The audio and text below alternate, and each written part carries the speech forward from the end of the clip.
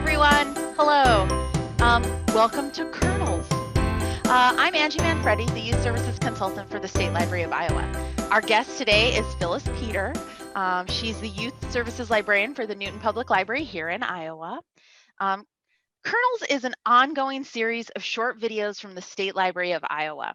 Each installment is a small pop of professional development that gets right to the core of a library program, service, or library methodology applied in a public library setting. Kernels feature in-practice librarians discussing their work so that other in-practice frontline librarians can learn from their direct experiences. Kernels are posted publicly to the State Library of Iowa's Continuing Education YouTube channel, and there's a whole playlist of them. So like and subscribe for more. They're also cross-posted in Iowa Learns, our learning management system. So Iowa librarians can watch them there.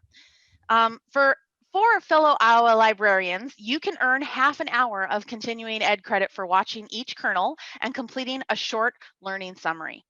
There's more info on how to do that in Iowa Learns. There's also an area at the State Library of Iowa's website where you'll be able to find contact information, any handouts or links or resource lists or anything mentioned in our session. If you didn't get to write it down, it will be there, but you can also find information about all of that as well as links. This is my favorite thing to say. It makes me feel like a YouTuber. You can find more information about all of that by clicking out the description links below. I love that. It always makes me feel like a YouTuber. So, because I guess I am a YouTuber in this sense. We are both YouTubers right now. So with that, welcome, and welcome to Phyllis. Thank you for joining us today. Thanks for having me, Angie. And Phyllis is going to be talking to us today about a topic we both get a lot of questions about. And we think this is a great way to be kind of an intro for if you're ready to learn a little bit more. This can be your kind of first step of learning and talking about the topic of storywalks, because Newton has a very popular storywalk and they've learned a lot of lessons along the way to building a permanent storywalk installation. And Phyllis is going to share some of those lessons learned with us today. So I'm going to turn Phyllis into the main view. And you can tell us, how did this start? What is a storywalk? Well, I think most librarians are familiar with the basic idea of what a storywalk is. We got started with this project about a year and a half ago. So I was talking to someone with the Jasper County Health Department. I found out that they had just helped another community nearby do a permanent story walk. And I said, oh, I really want to do one of those. This is all pre-pandemic, mind you. So we got going. And I will say it is a long project if you're going to do a permanent story walk. And that's what I'm mainly going to talk about today is a permanent story walk. If you've never done a story walk at your library, it might be a good idea to start with a temporary one just to give you an idea of what all is involved. I had done 4 or 5 temporary story walks where I partnered with the local Hy-Vee grocery store, and I did them at the park, and then the Hy-Vee dietitian provided a snack at the end that kind of went along with whatever story we had done, and we did that 4 or 5 times. So I kind of had an idea of how much families were enjoying a story walk and what they were getting out of it, and I was getting an idea of pacing, like how far apart to have the signs, and some kids are in strollers, some are walking. There's so many logistical things like that to think about with a story walk. So, but I'm going to mainly talk today about doing a permanent story walk.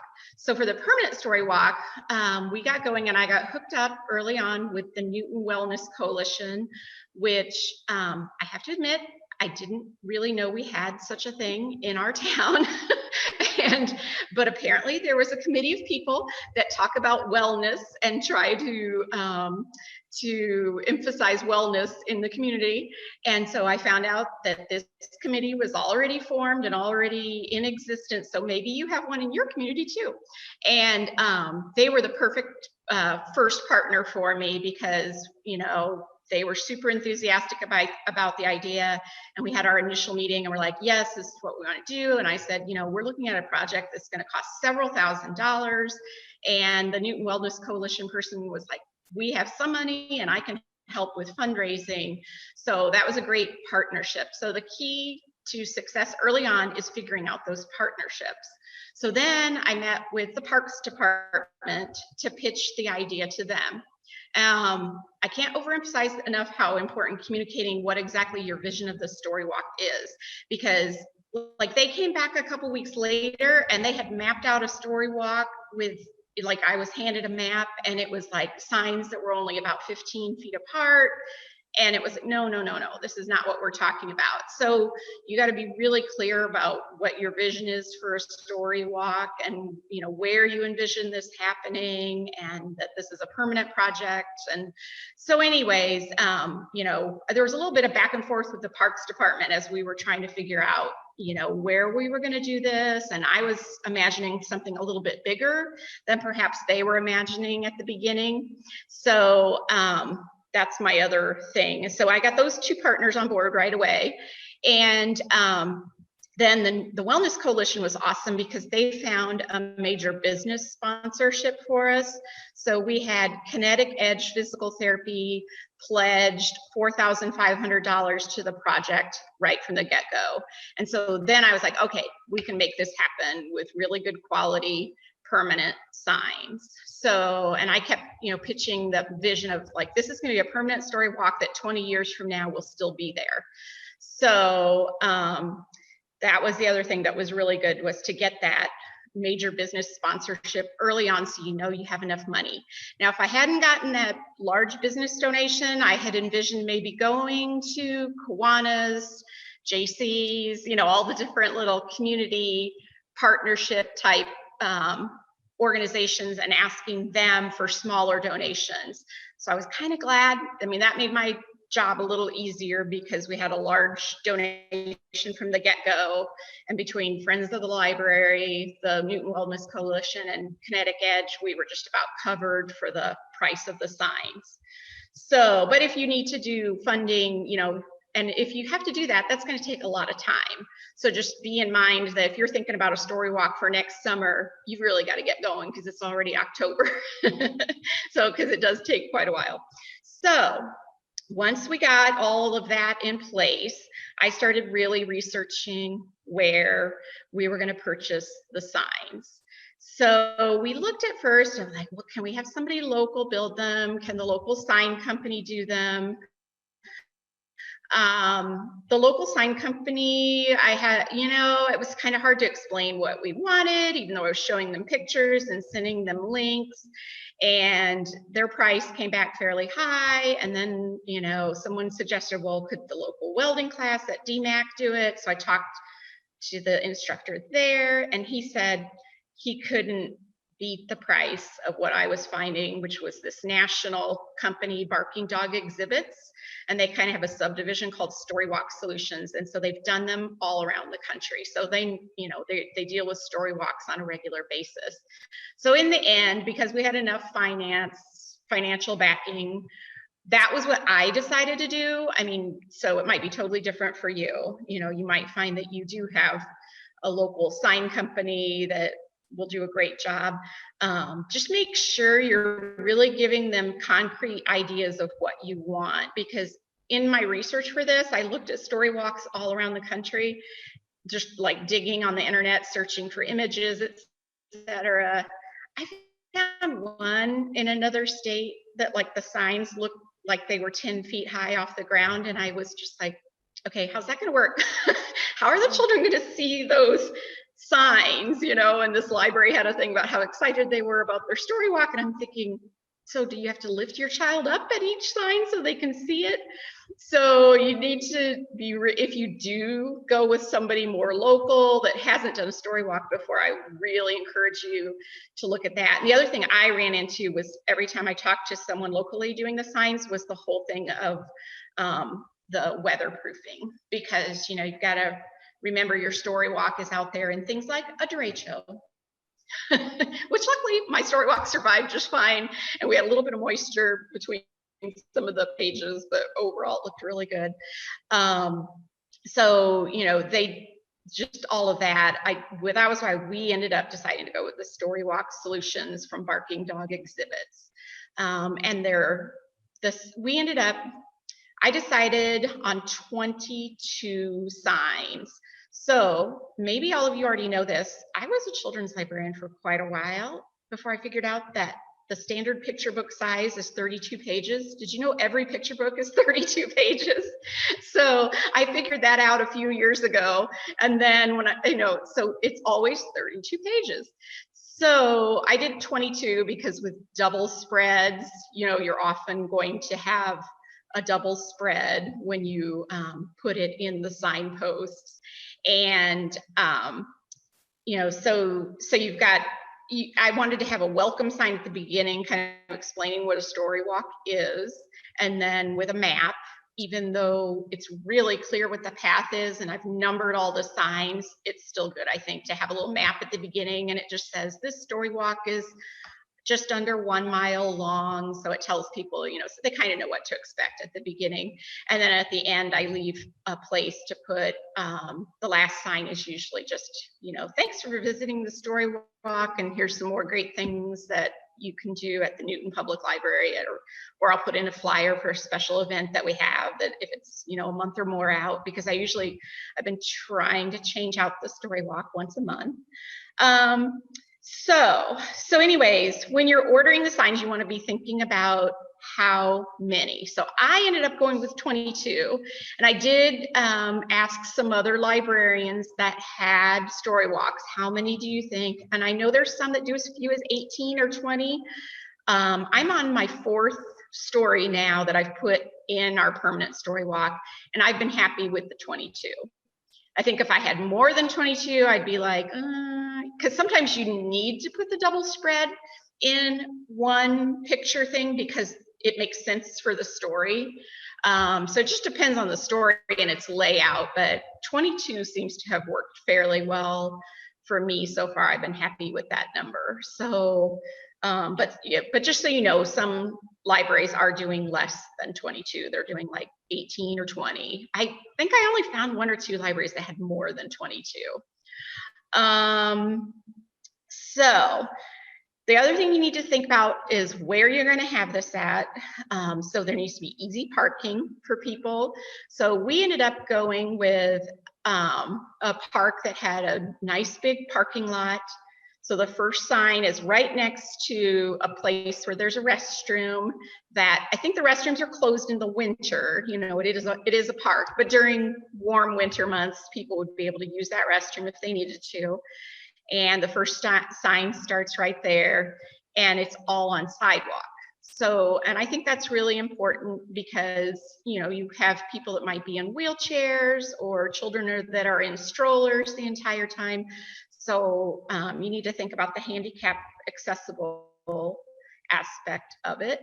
And then we did, which added to the expense, we did do cement at the bottom of each sign, but that way someone that was in a wheelchair or a stroller could push up right next to the signboard to see it. And our signboards are angled. I think the angled makes a lot of sense because you've got taller people looking down at your story walk. I know there's some you can buy them where they're just flush and they're just, straight up and down, but I think the angled is probably easier for most people to view, and makes it easier for a small child that's standing there to be able to see. Well, I don't know, maybe the straight up would be easier for the smallest child, but so maybe that's more for the adults, but we went with the angled posts.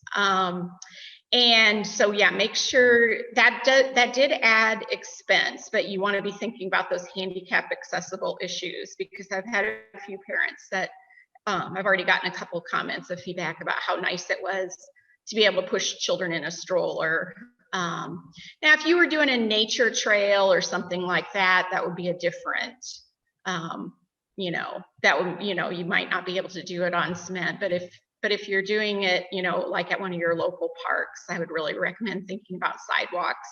And the other thing we had to think about was, crossing a driveway. And so we made ours end before there was a driveway. So, just think about all those safety things. I just tried to imagine myself pushing a stroller and having 2 kids with me trying to figure out you know, is this story walk doable for me in that situation? And then, yeah, so 22 signs, the height of the signs, that was the next thing I wanted to talk about. You need to be really clear with the people doing the installation how tall you want the signs, because if it's too tall, you're going to have a parent having to lift a child up to look at that. And I talked about that a little bit with those really tall signs. But even with the standard signs we ordered from Barking Dog, I wanted to make sure when our parks department did the installation, I was like, okay, that these need to be, I can't remember if it was 30 inches, 32, I can't, whatever the height was, that from the bottom of the sign to the cement, this is how tall it should be. And I could look that up. I just can't remember off the top of my head what the exact measurements were. And when we decided where we were putting the signs on our path, we went out and marked it all with stakes. So that took like about an hour and a half, where I met with the parks department, and the guys that were actually doing the installation were with us. And that was really good, I thought. And so, because they asked me a few questions of things that I hadn't even thought about. I mean, I don't dig posts. So, you know, they asked me questions. They said, well, hey, the ground's really angled here. Look how steep this is. Maybe we should put the sign on the other side of the sidewalk along here. And I was like, oh, yeah, that makes sense. So I highly recommend taking the time to go out and stake exactly where you're going to put each sign. And they have to do the Dig Iowa process anyways when they install the sign. So why not you as the librarian be along during that process, so you make sure that things are going the way you'd like for them to do as far as the installation. And so, you know, we did that, and I had already measured out how far I wanted it to be. And like I said, mine, I think it turned out to be 8/10 of a mile. And so far I've gotten good feedback. I've asked some parents directly, like, do you feel like it's too long or is it too short? And they're like, oh, no, it's perfect. Parents seem happy with the length of that. It probably takes them about 20 minutes, 20 to 30 minutes, depending on how long you're lingering at each sign to make it through the story walk. So if you're going to go and park there and get out and go for a stroll, I mean, to me, half a mile seemed really short when I looked at because I experimented with different layouts on my own. I took some of my temporary story walks that I had done and messed around with the signs all by myself at the park. Probably the neighbors wondered what I was doing, but half a mile seemed really short. So I ended up with all is just under 1 mile. And what I did too was, as with placement of signs, I tried to make sure that each sign was visible from the last sign. So, and that was me imagining being a mom pushing my kids to be like, oh, okay, you see them this sign with number 4 up there, run ahead up to number 4. And then it was really good feedback for me, because I had a grandmother who said that she goes, oh, my grandson kept running ahead to the next sign and waiting for me to get there. And I said, but he was always in your sights, right? And she said, yes. So we didn't ever spread anything out too far so that a kid running ahead to the next sign was out of your sights. So I feel like we hit that pretty well. And it wasn't exactly even. It wasn't like I said, oh, every sign should be 30 yards apart. I laid it out to what made sense with there's some little hills and downhills, etc. So I hope that makes sense to everybody. And let's see, Barking Dogs, when we ordered from them, it took about 6 weeks for the signs to come in. We had them delivered to the Parks Department, because you're talking a huge shipment.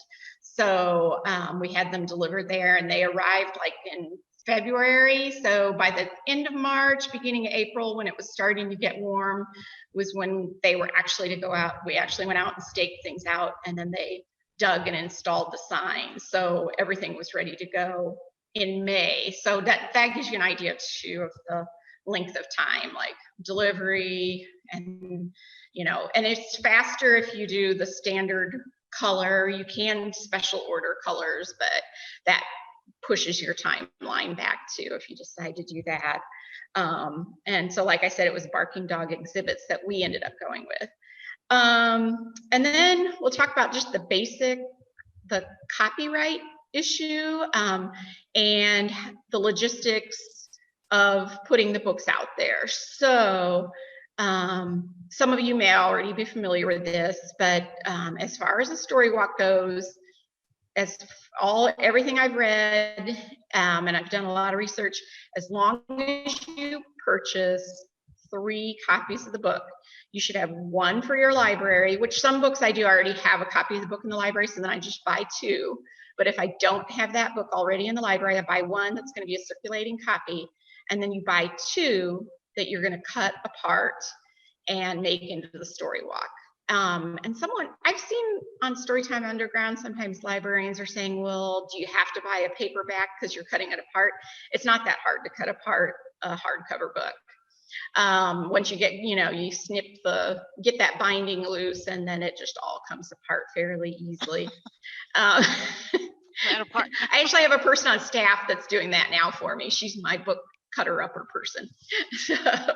So whenever we get another Storywalk ready, I have her do that. So you cut the pages apart, and then what I've been doing is buying 22, well, actually I've been buying like 23.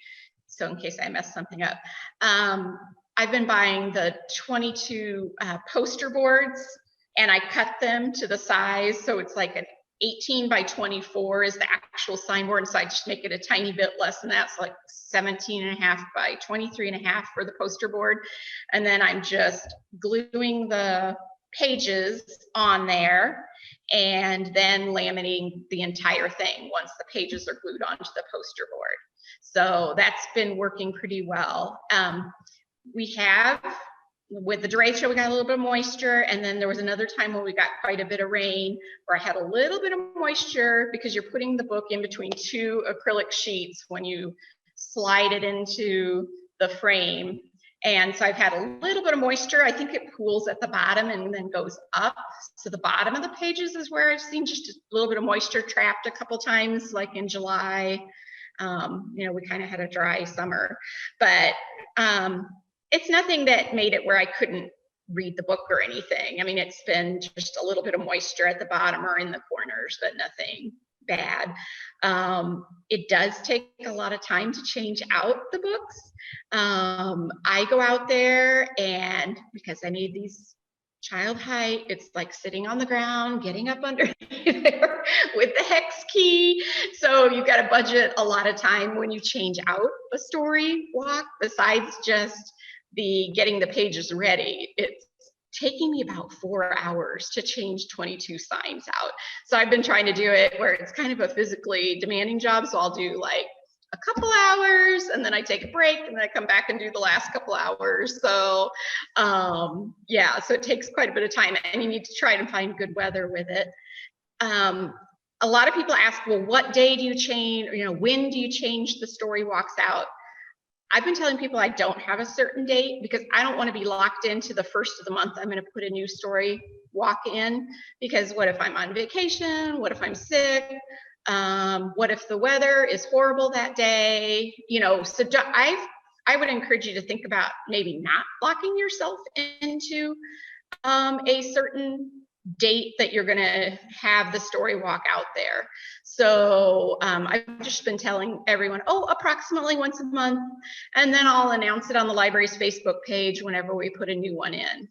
So that's the way I've been doing it. I mean, I know people would like to know exactly when the new ones go in, but that's what I've been doing, because I know I'm a one-person department, and if I'm busy, or if I'm on vacation, or I'm sick or something, then that Storywalk's not going to get done that time. And so for me, that's been easier to just tell people, just watch Facebook whenever anyone goes in, I announce it on there. So let's see.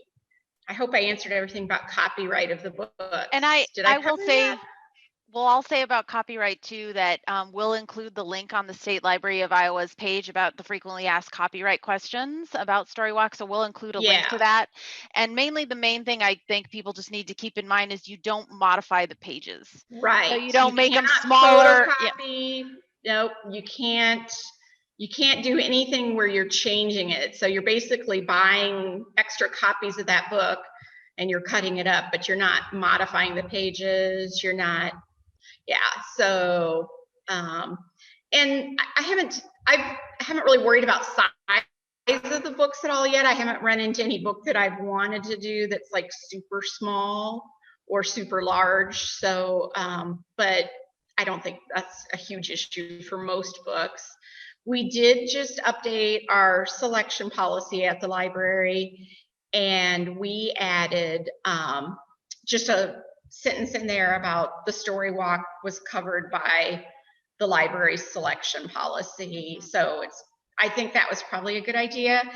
I have had a couple organizations approach me about partnering with the story walk. So I think it's probably kind of important to be clear about this is the library's story walk. I don't want to have to start putting in some organization's pet project book.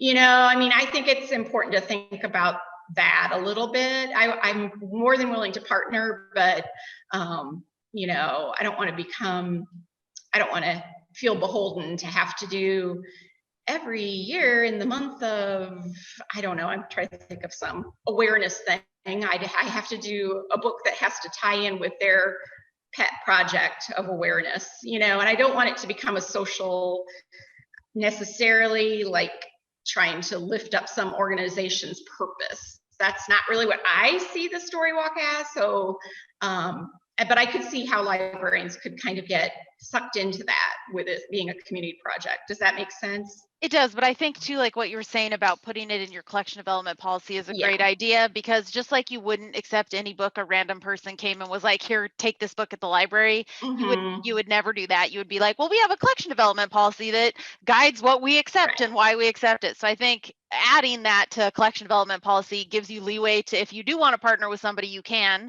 but you can also tell somebody, yeah, I love your self-published book about ducks, but we're going to go ahead. I had the self-published. I had that in mind too. The self-published authors. Absolutely, yes. In mind when I did it. Yes. That was part of my thinking. Now I will say I did end up partnering with someone who was a local author here in Newton, and I highlighted her book during alumni month. But her book was really good. It was good quality. It was, and so if it had not been good quality, I think I would have been okay with telling her no. Giving yourself that leeway to make the decision on your own, I think is important. So yeah. So I thought, and I do have, go ahead. I was gonna say, do you have some pictures you wanted to share with us? That's what I was gonna say. I have some pictures. Let's see if Phyllis can do this. It's good. It's gonna be great. And I will say to everybody, we'll, again, in the links, you'll see some different articles and some coverage of the Newton Story Walk. So there'll be more information about that. But there, can you see my picture? I can see your picture. So this is a good one. I thought it showed the child height aspect of it. And this book I did actually was about monarch butterflies, and I partnered with the Jasper County Conservation Officer.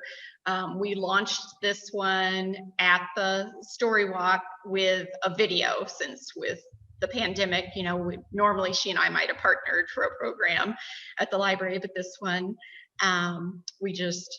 we met out there and did a video, and she actually tagged a couple monarchs and released them along with the launch of this book. So that was a really fun launch. And you can see I have numbers on each page. I also, you can't see it, but down on the signpost, I have like the reflective mailbox type numbers that are visible on each one. So even though it seemed really clear, you're just walking from post to post, I don't think you can over label that type of thing so people know they're at the right page as they walk along. And I want to say, oh, sorry. I want to say in this, I want everybody to point out, like, this is what you're talking about with the concrete. So having that, you can see the concrete Yeah. there, and that is if you're in a wheelchair, if you're using a mobility device, if you have a stroller, you can get that concrete allows straight up access to it. Yeah. So. Yeah, and that added probably about, I want to say $400 or so to the cost of our project, but well worth it. And then I'll show you guys another picture. This just shows the height here too. This is when it was first installed, so it was really kind of dirty down around here, but shows you the height. So that's like the title page. I always put the title page in so that way the author and the illustrator are getting that credit. One fun thing that I've done is each time I've done a book, I've tried to find that author or illustrator on Facebook, and I've messaged them pictures of kids enjoying the story walk. And like, this is David Ezra Stein, I think is his name, the author of Old Mama Squirrel. And he was just thrilled. And same with the Monarch author illustrator. I messaged her and she was just thrilled to see that her book was being used in a story walk. So that's just kind of a fun little extra thing that I do. And let's see, anything else I want to tell you about it. So this one I'll show you with my little arrow. At the bottom here is like this bar comes off, and then there's like a hex key, and that's how I so I'm sliding the picture up under between those two plastic sheets and then screwing it back together. So as you can see, so just imagine this is our little friend Lily, how tall she is. So I'm down on the ground underneath here when I'm installing. So I need to recruit some volunteers to help me with the StoryWalk change out. It would go a lot faster if there were 2 or 3 of us doing it. So I'm going to work on trying to get some teen volunteers to help me with that. Great teen project. Yes, it's an excellent project to have teens help with. And I'll just show you one more picture. This one just shows this. I do different colors with the poster board each time to kind of match or not match contrast with the book. So, but that shows you how tall one is for an adult. Is that 14 there permanently, or do you have to add it? That's part of the poster board. So that's not permanent. Like what I've done is I've glued that page on there to the poster board, which I've cut to the correct size, and then I'm gluing those on, and then we're laminating that whole poster board and pushing it in there, and then it gets pushed in there. Okay. And you can't see it on this one, but on the other side of this post is like mailbox numbers that say 14 also. So those are real visible. I bought like the bright yellow mailbox numbers and put those on every post. And too. you can encourage people to use that as an early literacy activity too. They can count the posts. They can, so. Right. I had a grandmother who actually commented about that, how it was good practice with counting too, because they were looking with as each, she would say, okay, go find number 10. And the little boy had to recognize number 10 on the sign. So, and then as far as publicity, I'll stop sharing now, I think. As far as publicity, every time I put in a new story walk, I kind of do the whole spiel of what the story walk is and where it's at and where to park and everything each time when I announce it on Facebook, even though it feels a little bit repetitive, but I don't know whether the person seeing that post, if this is the first time they've heard of the story walk or, it is funny, I had one grandmother that stopped in one time and she wanted to know, I don't know where she'd gotten this idea, but she wanted to know where she scanned the QR code to start the story walk at the park. So I don't know if she was talking about another library that maybe had used QR codes or whatever. I was like, no, it's very low tech. You don't need any, just start. You just start at number 1 and walk around. And we have some maps at the library that we hand out to people that ask. So even though it's super simple, I don't know how you get lost in my story walk. I still think it's important to have those maps and hand those out so people know what they're doing. It tells them. also having maps like that too, like you could give them to the local chamber of commerce, so they Right. could give them to people and be like, here, you're in town for the day. Yeah. Here's a thing you can do through the library, or you can have them at events when you do outreach. So the map isn't Right. just for people who come into the library and you're like, here you go. You can use them for a variety of ways. Right. Yeah. So yeah, I've gotten nothing but really positive feedback from it. It's kind of, I've had a few people that think it was my original idea, and I'm like, oh, no, I actually have to give credit to a librarian out in Vermont, but they're like, how did you think of that? That's amazing. And it's been the perfect pandemic activity. We were planning a big kickoff. We were going to have, costume characters, and we were going to give books to all the children, and we had this huge event planned to kick off. But unfortunately, of course, we weren't able to do that. You could do that next year. That's right. We'll have a kickoff sometime. Yes. Yeah. I did bother our local officials to come and do a ribbon cutting. So that was kind of fun. It was on the front page of the paper and everything. So, and you can invite the partners who invested. They get the photo op of being there for the ribbon cutting. Yeah. And on my first sign, didn't show that in my pictures, but my very first sign, I give credit to the partners that help make it possible. So yeah, I think that sounds amazing. My one question I always like to ask at Kernels at the end is, if you wish you knew one thing, like when you started Storywalks, what's the one thing you wish you knew that you know now? I would say for me, the hardest part was explaining exactly what a story walk was to the partners, not the initial wellness coalition, but like the parks department. Like, I felt like we had some miscommunication along the way of what, where this was going to be, how long it was going to be. Like, I think I shared that little story about how they sent me a map, and like they had it on the agenda to be approved, and I was like, wait a minute. No, let's go back. No, we're not going to put 22 signs about 10 feet apart in a little area of a park. That's in a circle. So, and I emphasize the fact that even I did make my story walk a little longer than maybe some have, that I emphasize the family, that it's an activity to get you out and walking. So I probably emphasize that a little more than some others might. So it's not just literacy, it's also exercise and being outside and, and visiting the park. So like you're going to go visiting the park. You're going to make you make it worth your time to come out to the park. So. Right. And that's what they were really excited, because they have seen an uptick of people using that park, they said. So they're already talking to me about another, can we do this at another park? And so, so we're already talking about maybe doing another one, or possibly partnering with the conservation group to do one on a trail. Yep. And that would be more of a nature type story walk.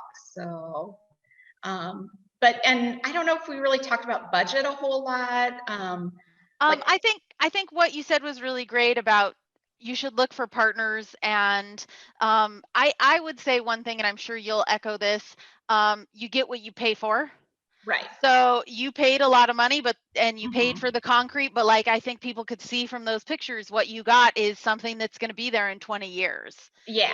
So you get what you pay for. But I also really love the idea, and I want to emphasize too what Phyllis said. I think for those of you that are thinking about this, what she said at the beginning is doing a couple of temporary ones to gauge how it works for you, how your community is into it, and then also you can use that as the justification for the money.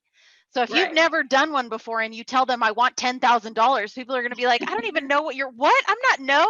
So the fact that you had already had done a couple not only gave you the experience of doing it, but then you could say to them, look, I know this is going to be worth the money. So I think that's another budget consideration. If you're thinking I want to do a permanent one, don't just jump into that and be like, hey, give me $15,000 for tomorrow. So that I think that tied at the part at the beginning where you talked about how you had already tested out a couple of temporary ones. Yeah, I think so. And I will say, I mean, it is an easy project to sell to community partners, I think, because people love the idea of the vision of families walking together in a park reading a book. I mean, it's like, how pure and wholesome is that? And super accessible too. Like that's the other thing you can really sell it at, is like it's open to everybody. It's people love that kind of idea. And I think especially during the pandemic, I think you guys, like, it is a super easy sell now. So yeah, I just got lucky timing wise, I guess.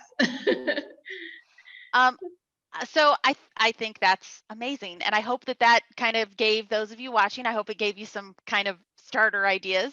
I'm going to do our kind of little wrap up here. But remember, this is just the opener. This is just to get you thinking. It's just that we know that there's so much more about this that you can dig into. We want to make that clear too, that this is just the kind of to whet your appetite. So thank you for watching, and thank you to Phyllis for taking your time and effort to be part of this episode of Kernels. If you're watching this on YouTube, please check out the links in the description. We'll have links to Barking Dog, the State Library's frequently asked questions about copyright, some of the news coverage, and also some more information about the history of Storywalks and kind of like the background of how they were started, and some looking at other libraries that have done it. So if you really want to dig in more, we'll have a list of links with more information. And don't forget to subscribe so you can be notified of every new episode of Kernels when it's posted, or check it out in your Iowa Learns dashboard. If you've got a little bit of time, watch another Kernel. And if you're doing something at your library that you think would make a great Kernel, a program, an initiative, a service, we want to hear about it. So reach out and tell us about it. And the reach out and tell us about us is, now you're going to see a slide that has Phyllis's contact information and my contact information, and we would love to hear from you. We would love to answer more questions, do a deeper dive with you, point you in other resources. So this slide is both of our contact information. And it basically means that we want to hear from you to take this conversation to the next level. So Phyllis, thank you so much. Do you have any parting thoughts? Go for it. Go for it. I would say it's been, I feel like when I retire, I'll be like, oh, but my Storywalk's still there. It's a great legacy, you know. Well, and that's the 20 years thing, right? Like that's going to be around. Yeah. That's going to be around for a while. So, and not that there's anything wrong with temporary ones, or ones that you put up like real fast and change out, but having a permanent one also is something that's tied to the library in a really direct way also. So excellent. That's your encouragement. Do it. So thank you for joining us today, and we'll see you again for the next episode.